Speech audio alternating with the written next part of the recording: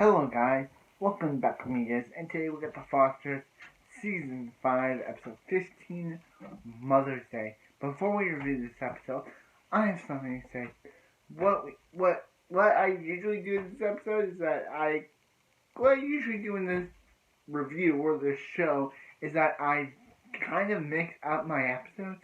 So what I talked about with the pre-stuff last episode was actually meant for this one, so if I talk about it again, it just happens. It just happens when I watch a Foster's episode, I mix it up with the one I'm reviewing, and it doesn't mean to happen, but it does. And this previous stuff is meant to be for this episode only, so if I mention it again, and I mention the events of what happened in this episode, last episode, what I said last episode, it's just because I got it mixed up again. It's me. What I do, I always get these mixed up in these reviews. But anyway, let's start off this episode.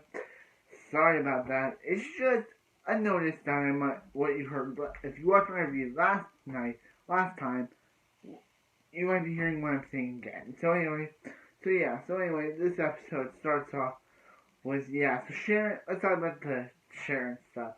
Okay, so Sharon's in this episode, Stef's mom, and she totally mentioned about, we start off this episode with Steph in therapy and everything, and then Sharon shows up, and Sharon's like, oh, with gray hair now, which kind of like, okay, she had orange hair in the beginning, but now she has gray hair, and it's just like, okay, but anyway, so she's like, oh yeah, she's met Tess while she was coming in, and she's like, you had Tess allowed you to come in, and she's like, you had wine with Tess? And she was like, yeah. And she's like, did you know Tess was a lesbian? And she's like, wait, what? Tess told you she was a lesbian? So anyway, then we meet Jesus' Priya, actually Jesus' Priya. And basically, so Jesus gets, sorry, I'm trying to keep my pillows, I want one pillow for this review. I'll keep my battery one. But anyway, for this review, anyway, so Priya is like, opposite of David. She's nice, she's good looking, and Jesus has totally fallen for her. When one of the classmates says your parent has nice boobs, Jesus kinda, I said once that last episode, but now I'm saying boobs. So anyway, Jesus is like, so he's like, so one of the guys is like, hey, how are you supposed to, I'm supposed to concentrate with Priya in your face? And he just kind of says, I'd rather have her sit on my face. And they're like, before someone shows up and scares the dudes off, and they're like, hey, see you later. And that person is Mariana. So Mariana's like, you're disgusting. So because, who should say that the parish on their face? Jesus. So anyway, so Jesus and Lena are looking over, his math, and discover your Priya has nice boobs joke, and he's just like, it's just nothing. It's some guy passed me that in school, in class today, and when he was like, what did you say to him? And before he just can answer mine, I was like, he wanted Priya to sit on, he said he wanted Priya to sit on his face, and he's just like, Mariana. He says Mariana, and I'm just gonna say Mariana. He's like, Mariana, and she's like, what? I heard you.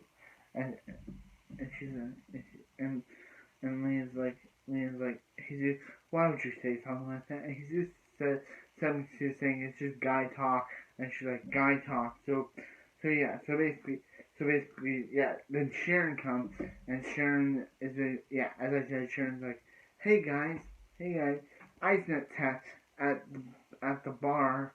I met Tess, and anyway, they're like, boys will be boys, and people are always saying boys will be boys and all that stuff, and so anyway,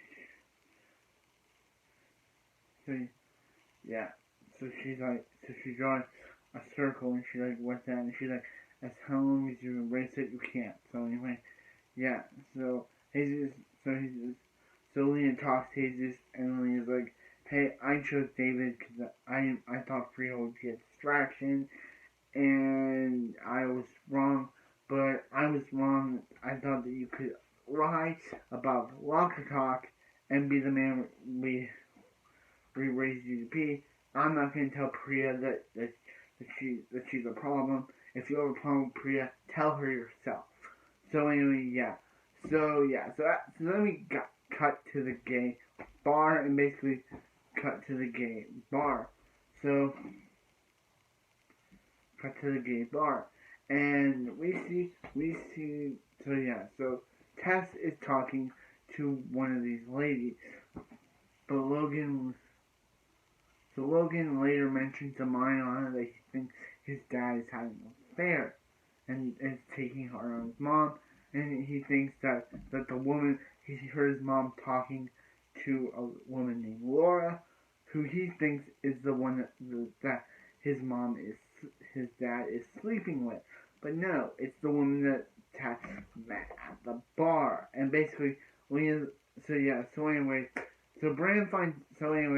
talk about the Callie. I'll talk about the Brain Gray stuff, and then I'll talk about the Callie stuff. Callie's with Jimena when, and Jude's like, and Callie's like, hey, and she's like, and Jimena's like, hey, here's a new necklace for everything that you've done for me, and Jude's like, hey, can we visit Mom's grave? And she's like, Jude, their mom's dead, she wouldn't know what day it is or what they are, and he's like, it's their moms are the real ones who need them because they know what time it is and what day it is or something. And yeah, so and Callie feels like wearing Jimena's necklace would be hurting her mom. So Callie has a dream about for some reason. Yeah, Callie's dream's kind of weird because she dreams about her mom in the Adams Foster's house cooking for her and Jude. It's just like, and she's like, why? And Callie's mom says, why are you wearing my necklace? And Callie goes to touch it and doesn't feel anything and immediately wakes up from her dream. But the weird part is, Callie could dream of any house her mom could have lived in. Why'd she dream of Adams Foster's house? Anyway, yeah. So at the dinner for Stefs and Lena for the mom, for some reason Anna isn't there, but I guess they're not the twins' mom, but come on. But anyway, yeah. So Callie's like, hey, do you want to visit Mom's grave? And he's like, sure. So they go to visit Colleen's grave, and basically he's right. She can't see or know what day it is. And basically by the time they leave, Donald shows up for his, and he shows up, and Jude mentions to Donald Callie's dream about going to touch Colleen's necklace, but not feeling anything. And it's just like, and we get to meet Donald's girlfriend, Natalie, and they invite, and she's like, hey, sorry, I get my words mixed up, and she's like, hey, do you want to come over to her house? And they're like, sure. So yeah. So anyway, let's talk about the Grace, Brandon, and Susan stuff to round out this episode. So Grace mentioned that she may bring her proxy to do everything for her, and who finds out later but Susan is not happy with Brandon. She's like, did you tell Grace to do this? And he's like, no. And by the time Steph comes in, Steph's like, hey, what's going on? And she's like, and Steph said, meet Susan, and Susan's like, hey, Steph, your son convinced her daughter, Grace, to make him her proxy. And he's like, hey, Grace just doesn't think that you're gonna honor her wishes. And Susan basically is like, hey, but when Grace, for first got the cancer again. She wanted to give up, but Susan convinced her to keep with, and that, or it was the first time Grace wanted to give up, but Susan convinced, or the second time, I don't know. They say, I think it was the second time, so I'm just going to say first or second time, Grace wanted to give up, but Susan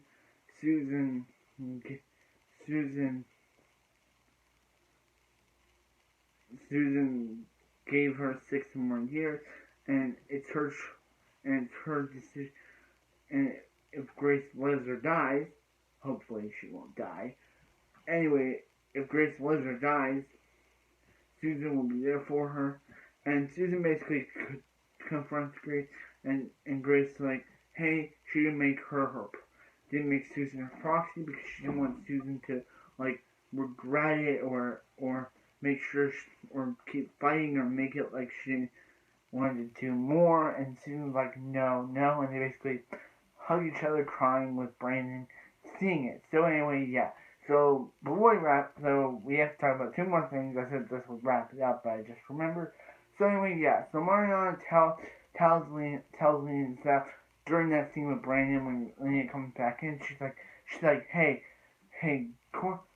Logan knows thinks his dad's having an affair, and if no one will tell him the truth, he will. So basically, she will tell Logan the truth. So what does Lena do? She goes to Tess and she's like, hey, Mariana knows and is going to tell Logan if you don't speak up. So what does Tess do? She goes and says, hey, Mariana, you know the truth, and if you tell Logan something